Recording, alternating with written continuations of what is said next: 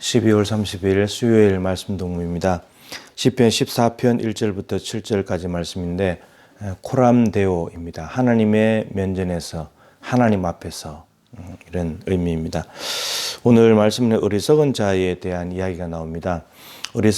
어리석다는 말은 지성이 부족하다, 모자란다 이런 의미가 아니고 하나님을 제쳐놓고 자기가 생각하고 자기가 계획하면서 살아가는 삶의 태도를 가진 사람을 일컫는 말입니다. 그래서 오늘 보면 어리석은 자가 마음의 생각을 하는데 이 생각의 틀 속에 뭐가 있냐면 하나님이 없어 이 틀이 있습니다.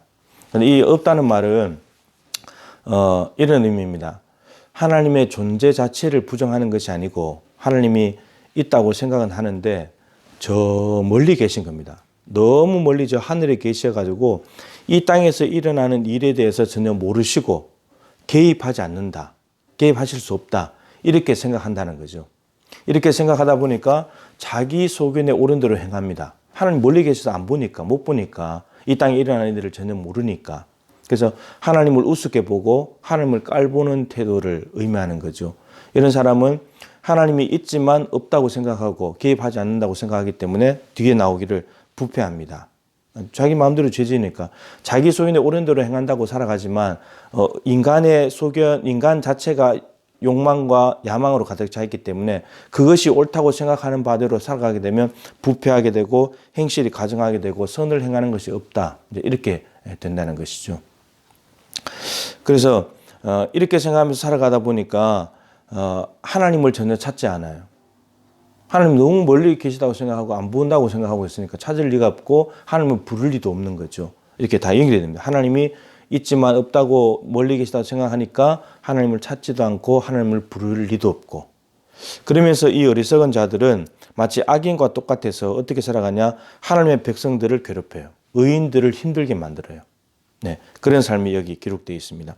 그러다 보니까 하나님은 한편으로는 온 천지 만물에 충만하잖아요. 하나님의 하늘이 하나님의 보좌고 앉아 계신 곳이고 땅은 그의 발등상이다.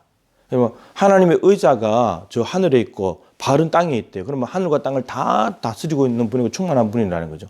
그럼에도 불구하고 어리석은 자들은 하나님이 너무 멀리 계셔서 안 보인다고, 없다고, 못 보신다고, 땅에 이미 발을 띄고 계시는 분인데. 근데 또 한편으로는 온 천지 만물에 충만하신 분이기 때문에 특정한 곳에다가 모실 수는 없어요. 그죠? 특정한 곳에 계시지도 않지만 특정한 곳에 한정해서 모실 수도 없는 분이시고, 더군다나 근데 놀라운 것은 하나님이 어떤 특정한 사람에게 하나님 오셔서 사신다는 거예요. 어떤 사람이 사시는가? 바로 5절에 나오는데 의인의 세대에 계심이로다. 하나님이.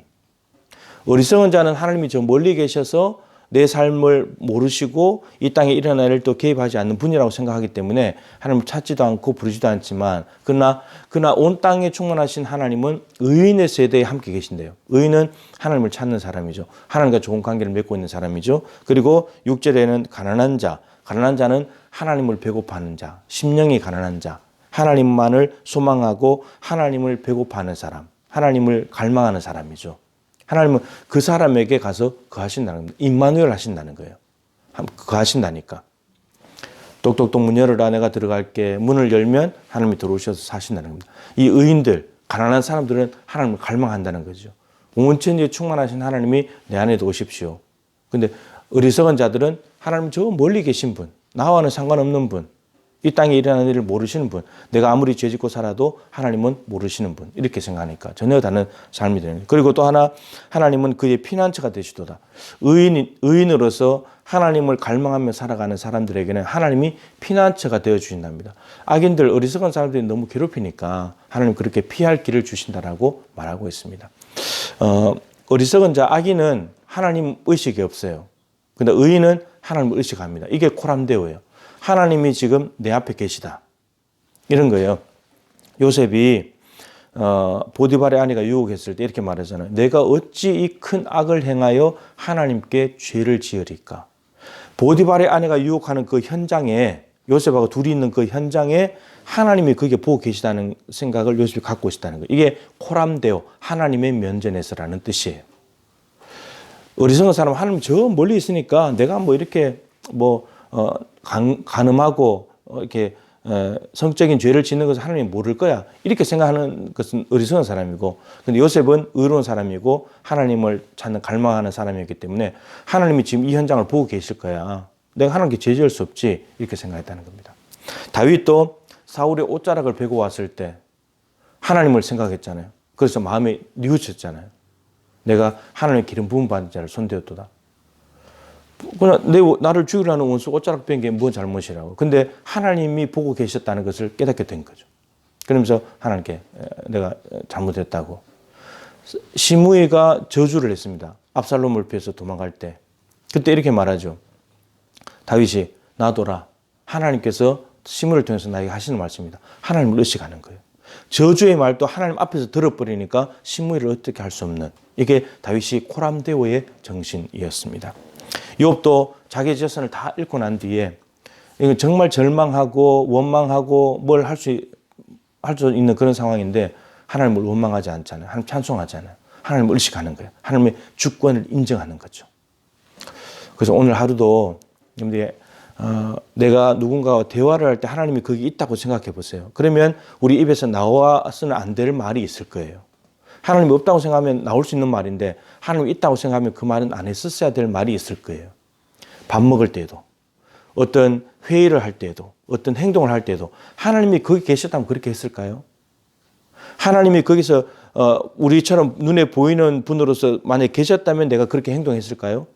나 혼자 있을 때 그런 짓을 했을까요?